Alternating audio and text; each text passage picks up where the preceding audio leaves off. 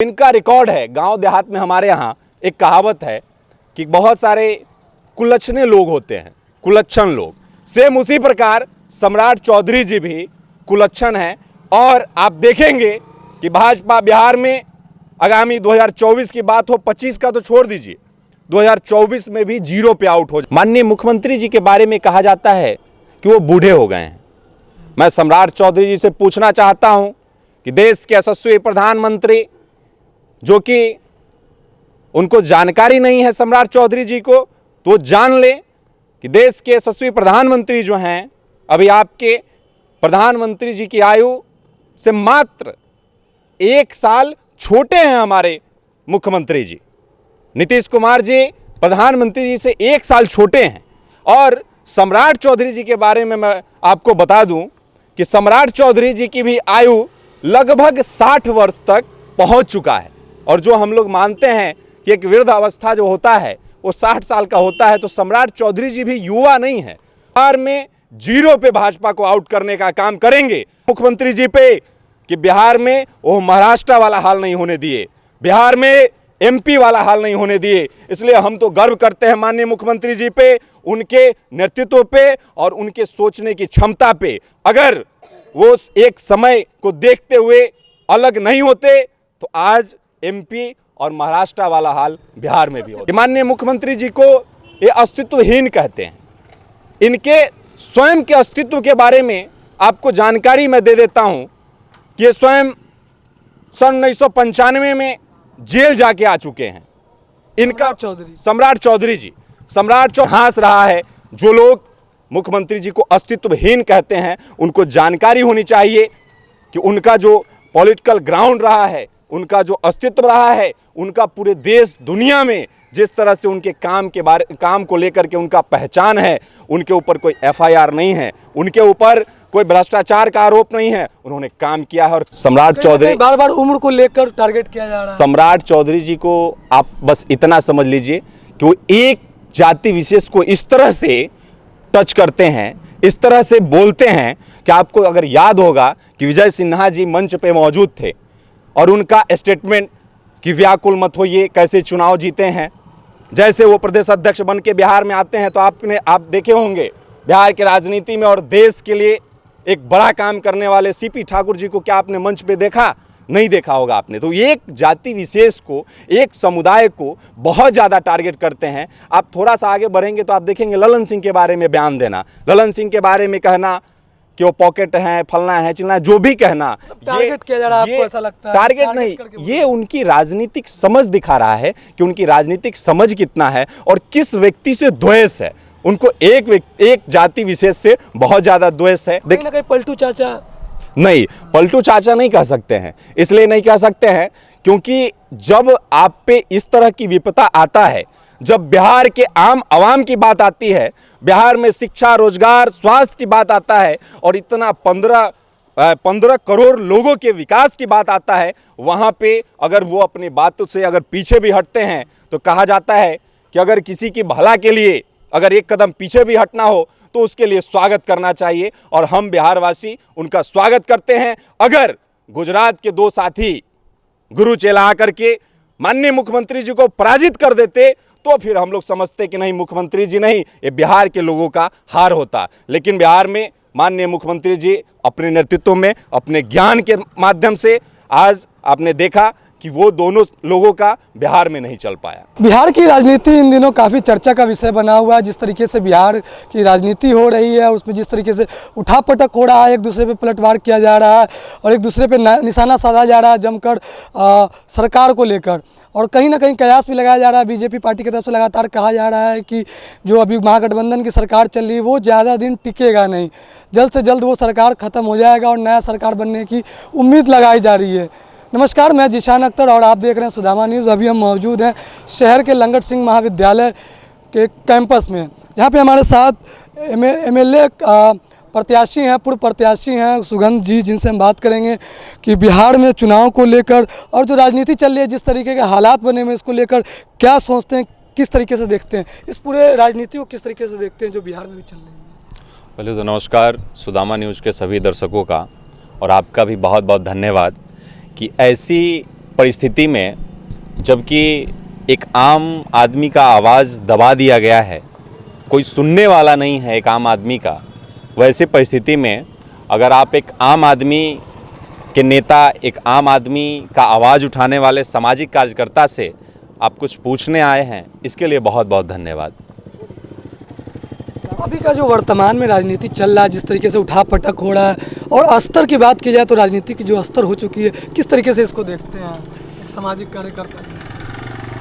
जो राजनीति की स्तर है, आप इससे अंदाज कर सकते हैं कि अभी वर्तमान स्थिति में आपने सुना भी होगा, आप देखे होंगे कि अभी वर्तमान में जो प्रदेश अध्यक्ष बनाए गए हैं भाजपा के, सम्राट चौधरी जी, सम्राट चौधरी जी का एक स्टेटमेंट आता है कि माननीय बिहार के मुख्यमंत्री, बिहार के सुशासन बाबू, बिहार के विकास पुरुष, माननीय मुख्यमंत्री जी के बारे में कहा जाता है कि वो बूढ़े हो गए हैं।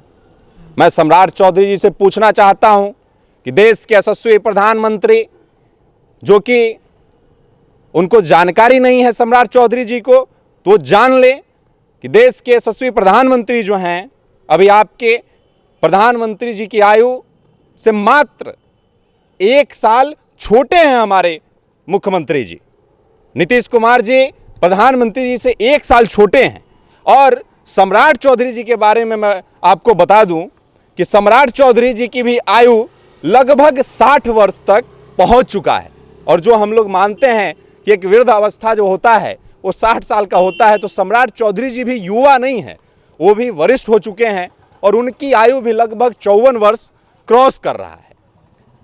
इसके अलावे आप एक बयान सुने होंगे कि माननीय मुख्यमंत्री जी को ये अस्तित्वहीन कहते हैं। इनके स्वयं के अस्तित्व के बारे में आपको जानकारी मैं दे देता हूं कि ये स्वयं सन 1995 में जेल जाके आ चुके हैं। इनका सम्राट चौधरी जी 3 बार मंत्री रहते हैं और अपने मंत्री कार्यकाल में कोई भी बार पूरा नहीं कर पाते हैं, पूर्ण नहीं कर पाते हैं। मैं श्योरिटी के साथ कह सकता हूं कि इस बार भी प्रदेश अध्यक्ष वो बने हैं और बिहार में 0 पे भाजपा को आउट करने का काम करेंगे। अगर आपको याद होगा तो 1999 में इन्हें कृषि मंत्री बनाया गया था, वो कार्यकाल इनका पूरा नहीं हुआ। उसके बाद 2014 में पुनः इनको भवन निर्माण शहरी विकास मंत्री बनाया गया, वो भी कार्यकाल इनका पूरा नहीं हुआ। उसके बाद पुनः पंचायती राज मंत्री बने ये, वो भी इनका 2020 में, वो भी इनका कार्यकाल पूरा नहीं हुआ। तो इनका रिकॉर्ड है। गांव देहात में हमारे यहाँ एक कहावत है कि बहुत सारे कुलच्छने लोग होते हैं, कुलच्छन लोग। सेम उसी प्रकार सम्राट चौधरी जी भी कुलच्छन हैं। और आप देखेंगे कि भाजपा बिहार में आगामी 2024 की बात हो, 25 का तो छोड़ दीजिए, 2024 में भी 0 पे आउट हो जाएगा। ऐसे तो कह रहे हैं कि 40 सीट लाएंगे हम। अब अमित शाह जी भी कह रहे हैं 40 सीट लाएंगे। अभी आप तुरंत देखे हैं, कुरहनी चुनाव हुआ जिसमें चिराग पासवान जी आए थे, चुनाव प्रचार किए, स्टार प्रचारक के तौर पे चिराग पासवान जी भी कह रहे हैं कि हम 40 सीट पे लड़ेंगे और 40 सीट लाएंगे। तो इस तरह से इन लोगों का जो घोषणा करना है, आपको अगर याद होगा भाजपा की क्या स्थिति है बिहार में, आप इससे अंदाजा कर सकते हैं कि 2005 में नीतीश कुमार जी के नेतृत्व में चुनाव लड़ते हैं और सरकार में आते हैं। इनसे ज़्यादा सीट माननीय मुख्यमंत्री जी के पास होता है, जनता दल यू के पास होता है। पुनः 2005 में चुनाव लड़ते हैं और फिर पुनः माननीय मुख्यमंत्री जी के नेतृत्व में भाजपा से ज़्यादा सीट जदयू के पास होता है और मुख्यमंत्री के नेतृत्व में चुनाव लड़ते हैं, इसलिए 2010 में भी जीतते हैं। पुनः आगे मैं आपको बता दूं, 2015 में मुख्यमंत्री के नेतृत्व में नहीं, गठबंधन टूट जाता है और अलग चुनाव लड़ते हैं और 2015 में मात्र 54 सीट पे ये सिमट जाते हैं, जो 92 से 54 पे आ जाते हैं। पुनः 2020 में मुख्यमंत्री जी के नेतृत्व में चुनाव लड़ते हैं और मुख्यमंत्री जी के साथ भाजपा एक प्लानिंग के साथ खेल करके और मुख्यमंत्री जी को कम सीट लाया जाता है, जिसके बारे में आप सभी जानते हैं कि चिराग रूपी हनुमान को ये सभी जगह खड़ा करके और मुख्यमंत्री की सीट को कमा देते हैं और उसके बाद उनका कम सीट आता है और भाजपा का ज़्यादा सीट बढ़ जाता है। तो ये राजनीति में खिलवाड़ करते हैं। रही बात एक कहावत चिराग आप पासवान इस्तेमाल हो रहे हैं कहीं ना कहीं। बिल्कुल, एक और आप सुनते होंगे, पलटू राम, तमाम लोग कहते हैं साहब ये बिहार है, और बिहार में 5 वर्ष का जो बच्चा होता है उसको जितना राजनीति का ज्ञान है, गुजरात से आने वाले लोग उतना ज्ञान उनके पास भी नहीं है। हम लोग तो गर्व करते हैं माननीय मुख्यमंत्री जी पे कि बिहार में वो महाराष्ट्र वाला हाल नहीं होने दिए, बिहार में एमपी वाला हाल नहीं होने दिए। इसलिए हम तो गर्व करते हैं माननीय मुख्यमंत्री जी पे, उनके नेतृत्व पे और उनके सोचने की क्षमता पे। अगर वो एक समय को देखते हुए अलग नहीं होते तो आज एमपी और महाराष्ट्र वाला हाल बिहार में भी होता। सिद्धांत भी कहीं ना कहीं मायने रखता है। जिस तरीके से उन्होंने बयान दिया था कि मर जाएंगे मिट जाएंगे, बीजेपी के साथ नहीं जाएंगे, इसके बावजूद जब वो बीजेपी से मिलते हैं उस पर क्या कहेंगे? कहीं ना कहीं पलटू चाचा नहीं, पलटू चाचा नहीं कह सकते हैं। इसलिए नहीं कह सकते हैं क्योंकि जब आप पे इस तरह की विपदा आता है, जब बिहार के आम आवाम की बात आती है, बिहार में शिक्षा, रोजगार, स्वास्थ्य की बात आता है और इतना 15 करोड़ लोगों के विकास की बात आता है, वहाँ पे अगर वो अपनी बातों से अगर पीछे भी हटते हैं तो कहा जाता है कि अगर किसी की भला के लिए अगर एक कदम पीछे भी हटना हो तो उसके लिए स्वागत करना चाहिए, और हम बिहारवासी उनका स्वागत करते हैं। अगर गुजरात के 2 साथी गुरु चेला आकर के माननीय मुख्यमंत्री जी को पराजित कर देते तो फिर हम लोग समझते कि नहीं, मुख्यमंत्री जी नहीं, ये बिहार के लोगों का हार होता। लेकिन बिहार में माननीय मुख्यमंत्री जी अपने नेतृत्व में, अपने ज्ञान के माध्यम से आज आपने देखा कि वो दोनों लोगों का बिहार में नहीं चल पाया। इस तरीके से अभी हमारे बिहार में सांप्रदायिक हिंसा हुआ, बीजेपी लगातार निशाना साध रही है कि कहीं ना कहीं सरकार की गलती है। ऐसी कोई बात नहीं है, ऐसी कोई बात नहीं है। बस ऐसे समझिए, अभी स्टेटमेंट भी आ रहा है कि ना छोटा योगी आ गए हैं बिहार में। आप देखिए, चुनाव से पहले इस तरह के हिंसक स्थितियां भाजपा का रणनीति रहा है, इस तरह से वो करते रहते हैं। ऐसा कुछ भी नहीं है। सरकार पूरा ईमानदारी से सभी जगह जांच करवा रहे हैं और जो भी दोषी पाया जाएगा उस पर कड़ी कार्रवाई करने का काम सरकार कर रहे हैं। मैं आपको बस इतना बता देना चाहता हूं कि साहब, बिहार के जो मुख्यमंत्री हैं, हिंदुस्तान में कोई ऐसा मुख्यमंत्री नहीं हुआ जो वादा किया हो वो पूरा किया हो। देश के प्रधानमंत्री जी जितना वादा किए, एक वादा आप नहीं कह सकते हैं कि जो इन्होंने पूरा किया। लेकिन मुख्यमंत्री जी जो वादा किए कि हर घर जल पहुंचेगा, हर घर जल पहुंचा, हर घर को सड़क से जोड़ा जाएगा, हर घर को सड़क से जोड़ा गया। मुख्यमंत्री जी गांव के अंतिम व्यक्ति के पास बिजली पहुंचेगा, बिजली पहुंचा। तो इसलिए मुख्यमंत्री जी की सराहना जितनी भी की जाए वो कम है। मैं बस आपको इतना बता दूं कि मुख्यमंत्री जी के बारे में कहना मेरे लिए सूर्य को दीप दिखाने जैसा है। मुख्यमंत्री जी तमाम काम किए हैं और मुख्यमंत्री जी का इतिहास रहा है। जो लोग मुख्यमंत्री जी को अस्तित्वहीन कहते हैं, उनको जानकारी होनी चाहिए कि उनका जो पॉलिटिकल ग्राउंड रहा है, उनका जो अस्तित्व रहा है, उनका पूरे देश दुनिया में जिस तरह से उनके काम को लेकर के उनका पहचान है, उनके ऊपर कोई एफआईआर नहीं है, उनके ऊपर कोई भ्रष्टाचार का आरोप नहीं है। उन्होंने काम किया है और काम की बदौलत आज 18 वर्षों से 17 वर्षों से जो है बिहार का नेतृत्व कर रहे हैं, बिहार के आम आवाम का नेतृत्व कर रहे हैं और आम आवाम के लिए जो है काम कर रहे हैं। सम्राट चौधरी की बात आपने की, उनका एक ये भी बयान था कि जो राष्ट्रीय अध्यक्ष लल्लन सिंह हैं वो बूढ़े राजा के सिपाही हैं। सम्राट चौधरी बार बार उम्र को लेकर टारगेट किया जा रहा है। सम्राट चौधरी जी को आप बस इतना समझ लीजिए कि वो एक जाति विशेष को इस तरह से टच करते हैं, इस तरह से बोलते हैं कि आपको अगर याद होगा कि विजय सिन्हा जी मंच पे मौजूद थे और उनका स्टेटमेंट कि व्याकुल मत होइए, कैसे चुनाव जीते हैं। जैसे वो प्रदेश अध्यक्ष बन के बिहार में आते हैं तो आप देखे होंगे बिहार की राजनीति में और देश के लिए एक बड़ा काम करने वाले सीपी ठाकुर जी को क्या आपने मंच पे देखा?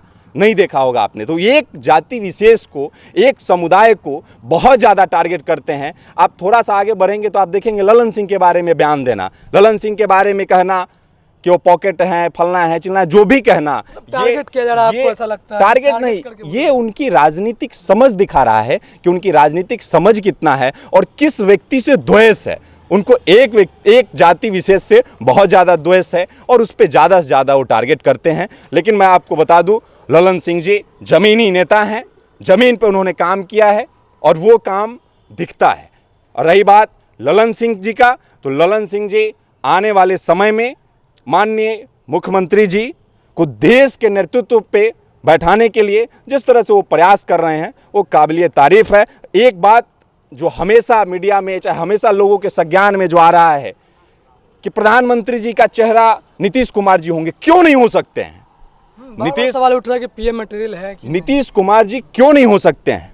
क्या बिहार का कोई व्यक्ति जो इतना काम किया है, वास्तव में काम किया है, दंगा नहीं करवाया है साहब, उन्होंने काम किया हो व्यक्ति देश का नेतृत्व क्यों नहीं कर सकता? अगर देश का नेतृत्व करेंगे तो बिहार के साथ ही पूरे देश के सभी राज्यों का विकास होगा।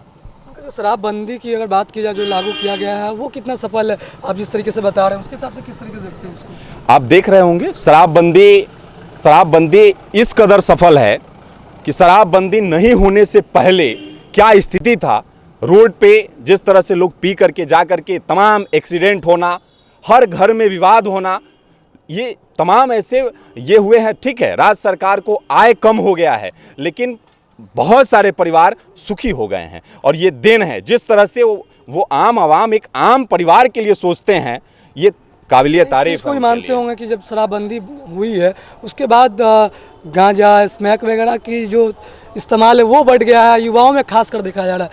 इसके लिए आए दिन छिनतई चोरी डकैती हो रहा है, इस चीज़ को किस तरीके से देखते हैं? अब ये प्रशासनिक मामला है और माननीय मुख्यमंत्री जी बड़ी ईमानदारी से कठोरता से काम कर रहे हैं। थोड़ा समय लगा है और थोड़ा समय लगेगा, बिहार बदला है और बिहार और बदलेगा। 15 साल अभी कम नहीं है। नहीं, 15 साल नहीं, बिहार के लिए और 15 वर्षों में उन्होंने कितना किया मैं तो काम गिना नहीं सकता हूं।